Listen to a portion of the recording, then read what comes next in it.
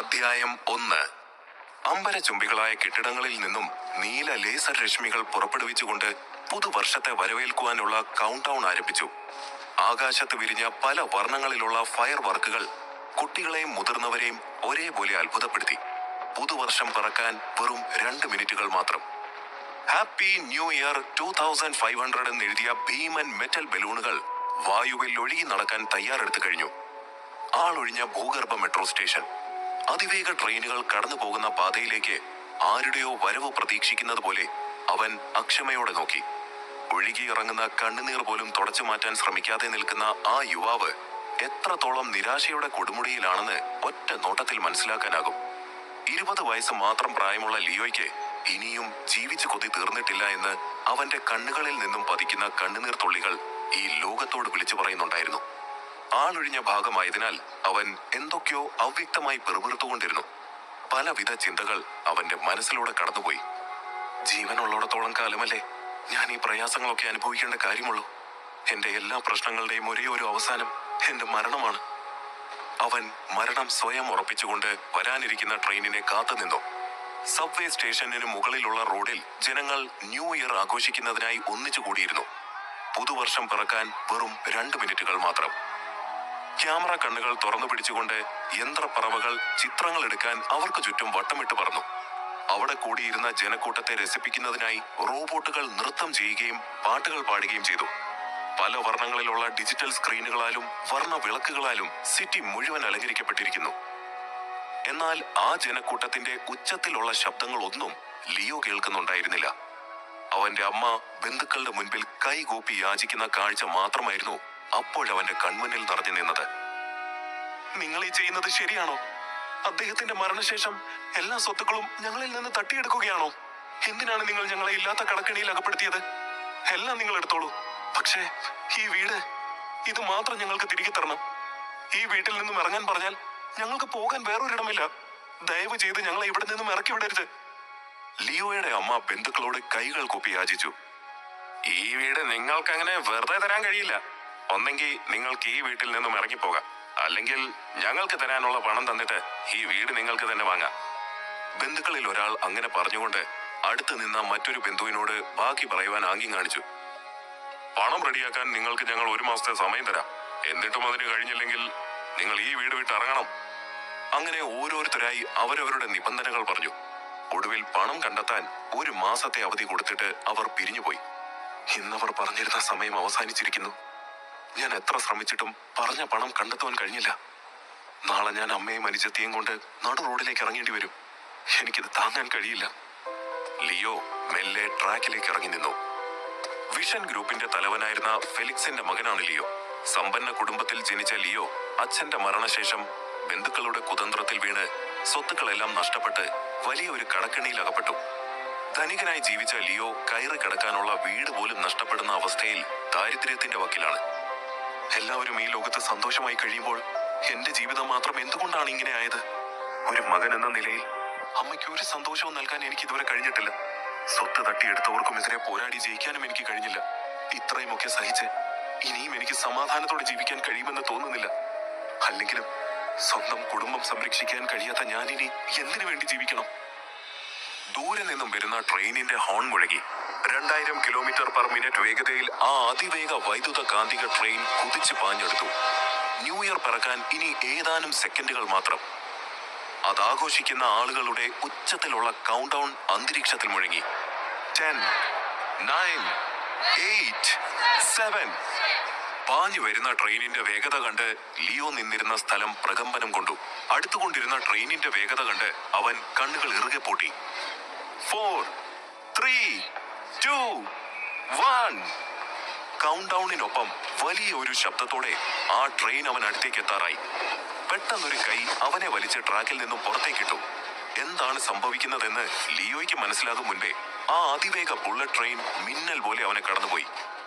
അതേസമയം ജനങ്ങൾ പുതുവർഷത്തെ വരവേറ്റു. അന്ധകാരത്തിലായിരുന്ന ആകാശം പലവിധ വർണ്ണപ്പൊട്ടുകളാൽ ശബളിതമായി. ലിയോ ഒരു പകപ്പോടെ അവനെ രക്ഷിച്ചയാളുടെ മുഖത്തേക്ക് നോക്കി. അപകടം നിറഞ്ഞ ഈ സ്ഥലത്ത് നീ എന്താ ചെയ്യുന്നത്? ഞാൻ ഒരു നിമിഷം വൈകിയിരുന്നെങ്കിൽ നീ ഇപ്പൊ പല കഷ്ണങ്ങളായി ചിതറിയേനെ. ലിയോ തന്റെ മുന്നിൽ നിൽക്കുന്ന ആളിനെ തെല്ല് നീരസത്തോട് നോക്കി. Professor Benjamin. 50 വയസ്സിന് മുകളിൽ പ്രായമുള്ള, കണ്ണട ധരിച്ച, കണ്ടാൽ ഒരു കോളേജ് പ്രൊഫസറെ പോലെ തോന്നുന്ന ആളായിരുന്നു ബെഞ്ചമിൻ. എന്തിനാണ് സാർ നിങ്ങൾ എന്നെ രക്ഷിച്ചത്? ജീവിതത്തിലോ സമാധാനമില്ല. ഇപ്പൊ നിങ്ങൾ എന്നെ സമാധാനമായി മരിക്കാൻ കൂടി അനുവദിച്ചില്ല. ഇനി നിങ്ങൾക്ക് എന്താണ് വേണ്ടത്? ലിയോയുടെ കണ്ണുകൾ നിറഞ്ഞൊഴുകി. നീ ആരാണ്? ഈ പ്രായത്തിൽ നിനക്കെന്താണ് ഇത്ര ബുദ്ധിമുട്ട്? നിന്റെ പ്രശ്നം എന്താണെങ്കിലും എന്നോട് പറയൂ. എന്നെ കൊണ്ട് കഴിയുന്ന വിധത്തിൽ ഞാൻ നിന്നെ സഹായിക്കാം. നിങ്ങൾക്ക് എന്നെ സഹായിക്കാൻ കഴിയുമോ? എന്റെ പ്രശ്നങ്ങളെല്ലാം സോൾവ് ചെയ്യാൻ കഴിയുമോ? വെറുതെ തമാശ പറയരുത് സാർ. ഒരു പരിചയവുമില്ലാത്ത എന്നെ നിങ്ങൾ എന്തിനു സഹായിക്കണം? ലിയോയ്ക്ക് ദേഷ്യം വരുന്നുണ്ടായിരുന്നു. ബെഞ്ചമിൻ നേരിയൊരു പുഞ്ചിരിയോടെ അവനെ നോക്കി. അടുത്ത നിമിഷം അയാൾ ഇടത് കൈ വായുവിലേക്ക് ഉയർത്തി. നോവ, ഇവനെ സ്കാൻ ചെയ്യൂ. പെട്ടെന്ന് ബെഞ്ചമിന്റെ കയ്യിലുണ്ടായിരുന്ന വാച്ച് ചെറിയൊരു റോബോട്ടായി രൂപാന്തരപ്പെട്ട് അതിന്റെ ചെറിയ യന്ത്രച്ചിറകുകൾ വിരിച്ച് പറന്നു പൊങ്ങി. അത് ലിയോയ്ക്ക് മുന്നിൽ വന്ന് നിന്നു. ലിയോ അതിനെ കൗതുകത്തോടെ നോക്കി. ആ ചെറിയ റോബോട്ട് ലിയോയെ സ്കാൻ ചെയ്തു. അവർക്ക് മുന്നിൽ ഒരു ഡിജിറ്റൽ സ്ക്രീൻ തെളിഞ്ഞു. അതിൽ ലിയോയുടെ വിവരങ്ങളെല്ലാം ഉണ്ടായിരുന്നു. വിഷൻ ഗ്രൂപ്പിന്റെ മേധാവിയായിരുന്ന ഫെലിക്സിന്റെ മകനാണ് ലിയോ എന്നുള്ള കാര്യം ബെഞ്ചമിൻ ശ്രദ്ധിച്ചു. നീ ഫെലിക്സിന്റെ മകനാണോ? എന്റെ പേര് പ്രൊഫസർ ബെഞ്ചമിൻ. നിന്റെ അച്ഛൻ എന്നെ നന്നായിട്ട് അറിയാം. കുറച്ച് വർഷങ്ങൾക്ക് മുൻപ് എന്റെ ഒരു പ്രൊജക്ടിന് വേണ്ടി നിന്റെ അച്ഛൻ വലിയൊരു തുക സംഭാവന ചെയ്തിരുന്നു. അദ്ദേഹം വലിയൊരു മനുഷ്യനായിരുന്നു. ഞാൻ അദ്ദേഹത്തോട് എന്നും കടപ്പെട്ടിരിക്കുന്നു. ബെഞ്ചമിൻ തന്റെ അച്ഛനെ കുറിച്ച് പറയുന്നത് കേട്ടപ്പോൾ ലിയോയ്ക്ക് അല്പം ആശ്വാസം തോന്നി. പക്ഷേ ഫെലിക്സിന്റെ മകനെ ഈ അവസ്ഥയിൽ കാണേണ്ടി വരുമെന്ന് ഞാൻ ഒരിക്കലും പ്രതീക്ഷിച്ചില്ല. ലിയോ, എന്താണ് സംഭവിച്ചതെന്ന് എന്നോട് തുറന്നു പറയൂ. ബെഞ്ചമിൻ പറയുന്നത് കേട്ടപ്പോൾ ലിയോയ്ക്ക് അയാളെ വിശ്വസിക്കാമെന്ന് തോന്നി. അവൻ നടന്നതെല്ലാം അയാളോട് തുറന്നു പറഞ്ഞു. ചതി, അതാണ് എന്നെ ഈ അവസ്ഥയിൽ എത്തിച്ചത്. അച്ഛൻ മരിച്ചപ്പോൾ ഇല്ലാത്ത ബാധ്യതകളുടെ പേരും പറഞ്ഞ് ബന്ധുക്കൾ എല്ലാ സ്വത്തുക്കളും കൈവശപ്പെടുത്തി. താമസിക്കുന്ന വീട് പോലും ഞങ്ങൾക്ക് സ്വന്തമല്ലെന്നാണ് അവർ പറയുന്നത്. നാളെ എന്റെ അമ്മയെയും പെങ്ങളെയും കൂട്ടി ഞാൻ അവിടെ നിന്നും തെരുവിലേക്ക് ഇറങ്ങേണ്ടി വരും. അമ്മയ്ക്ക് ഒരുപാട് അസുഖങ്ങളുണ്ട്. മരുന്ന് വാങ്ങാൻ പോലും പണമില്ല. അവർക്ക് ഒരു നേരത്തെ ഭക്ഷണം കൊടുക്കാൻ പോലും എന്നെ കൊണ്ട് കഴിയുന്നില്ല. എന്റെ ജീവിതം കൊണ്ട് ഒരു പ്രയോജനവുമില്ല സാർ. അതുകൊണ്ടാണ് ഞാൻ മരിക്കാൻ തീരുമാനിച്ചത്. അവന്റെ കണ്ണുകളിൽ നിരാശ തെളിഞ്ഞു നിന്നിരുന്നു. ലിയോ പറഞ്ഞത് കേട്ട് ബെഞ്ചമിന് ദേഷ്യം വന്നു. ശാസ്ത്രവും സാങ്കേതിക വിദ്യയും എത്രമാത്രം വളർന്ന് മനുഷ്യന്റെ ജീവിത സാഹചര്യം മെച്ചപ്പെടുത്തിയാലും അവൻ അപ്പോഴും അവന്റെ വികാരങ്ങൾക്ക് അടിമപ്പെട്ടവനായിരിക്കും. ബെഞ്ചമിൻ പുച്ഛത്തോടെ ചിരിച്ചു. അപ്പോൾ പണമാണ് നിന്റെ പ്രശ്നം അല്ലേ? അതെ. ലിയോ തലയാട്ടി. ബെഞ്ചമിൻ പാൻസിന്റെ പോക്കറ്റിൽ നിന്നും ഒരു ക്രെഡിറ്റ് കാർഡ് എടുത്ത് അവന് നേർക്ക് നീട്ടി. ഇതെന്റെ ബാങ്കിന്റെ ക്രെഡിറ്റ് കാർഡാണ്. ആജീവനാന്ത ആക്സസ് ചെയ്യാവുന്നത്. ഇതിൽ നിന്നും നിനക്ക് എത്ര പണം വേണമെങ്കിലും എടുക്കാം. നിന്റെ പ്രോബ്ലംസ് എല്ലാം സോൾവ് ചെയ്യാം. ബെഞ്ചമിൻ നീട്ടിയ ആ കാർഡിലേക്ക് ലിയോ അവിശ്വസനീയതയോടെ നോക്കി. എന്നാൽ അവൻ അത് വാങ്ങാനായി കൈ നീട്ടിയതും ബെഞ്ചമിൻ ആ കാർഡ് പുറകിലേക്ക് വലിച്ചു. പക്ഷേ ഒരു കണ്ടീഷൻ ഉണ്ട്. അതെന്താണെന്നറിയാനായി ലിയോ ആകാംക്ഷയോടെ ബെഞ്ചമിനെ നോക്കി. നീ എനിക്ക് വേണ്ടി ഒരു സ്ഥലം വരെ പോകേണ്ടി വരും. അതിന് സമ്മതമാണെങ്കിൽ നിനക്ക് വേണ്ടത്ര പണം ഞാൻ നൽകും. എന്റെ കണ്ടീഷൻസ് അംഗീകരിച്ചാൽ മാത്രമേ നിനക്കത് ലഭിക്കൂ. ലിയോ, നന്നായി ആലോചിച്ച് ഒരു തീരുമാനത്തിലെത്തിയാൽ മതി. പക്ഷെ ഒന്നോർത്തോളൂ, നിന്റെ കുടുംബത്തിനെ രക്ഷിക്കാൻ ഇതിനേക്കാൾ മികച്ചൊരു വഴി നിനക്ക് കണ്ടെത്താൻ കഴിയില്ല. ലിയോ കുറച്ചു നേരം ആലോചിച്ചിട്ട് ബെഞ്ചമിനെ നോക്കി. അവന്റെ മുഖത്തപ്പോൾ എന്തോ തീരുമാനിച്ചുറപ്പിച്ചതുപോലെ ഒരു പുഞ്ചിരി തെളിഞ്ഞു. മരിക്കാൻ തീരുമാനിച്ചിരുന്ന എന്റെ മുന്നിലേക്ക് എന്ത് കണ്ടീഷൻ വെച്ചാലും ഞാനത് സ്വീകരിക്കും. എന്റെ കുടുംബത്തിന് വേണ്ടി എന്ത് ചെയ്യാനും ഞാൻ തയ്യാറാണ്. സാർ പറയുന്ന സ്ഥലം എവിടാണെങ്കിലും അവിടേക്ക് പോകാൻ ഞാൻ തയ്യാറാണ്. നല്ല തീരുമാനം ലിയോ. എന്റെ എല്ലാ ഡീറ്റെയിൽസും ആ കാർഡിലുണ്ട്. ഒരു കാര്യം കൂടി, നീ 2 മണിക്കൂറിനുള്ളിൽ എന്റെ ലാബിലെത്തണം. വൈകരുത്. എനിക്കത് ഇഷ്ടമല്ല. ലിയോ അനുസരണയോടെ തലയാട്ടി.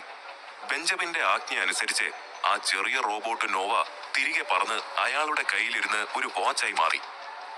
ലിയോ കയ്യിലിരുന്ന കാർഡിലേക്ക് നോക്കി. അതിൽ പ്രൊഫസർ ബെഞ്ചമിൻ സയന്റിസ്റ്റ് എന്ന് അച്ചടിച്ചിരുന്നു. അപ്പോ ഹാപ്പി ന്യൂ ഇയർ ലിയോ.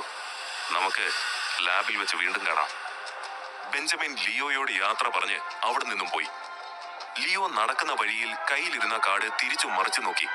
അപ്പോഴും അവന്റെ മനസ്സ് ബെഞ്ചമിൻ പറഞ്ഞതെല്ലാം പൂർണ്ണമായും വിശ്വസിക്കാൻ കഴിയാത്ത അവസ്ഥയിലായിരുന്നു. ലിയോ വഴിയരികിൽ ഉണ്ടായിരുന്ന ATM മെഷീനിൽ കാർഡ് തിരികെ ആവശ്യമുള്ള അത്രയും പണം എടുത്തു. അതോടെ ബെഞ്ചമിനെ പൂർണ്ണമായും വിശ്വസിക്കാമെന്നവൻ ഉറപ്പിച്ചു. വേണ്ടത്ര പണം കയ്യിൽ വന്ന ആവേശത്തിൽ അവൻ വീട്ടിലേക്കോടി. അവൻ വീട്ടിലെത്തിയപ്പോൾ അവന്റെ ഇളയ സഹോദരി മുറ്റത്തിരുന്ന് പൊട്ടിയ കളിപ്പാട്ടങ്ങൾ ഉപയോഗിച്ച് കളിക്കുകയായിരുന്നു.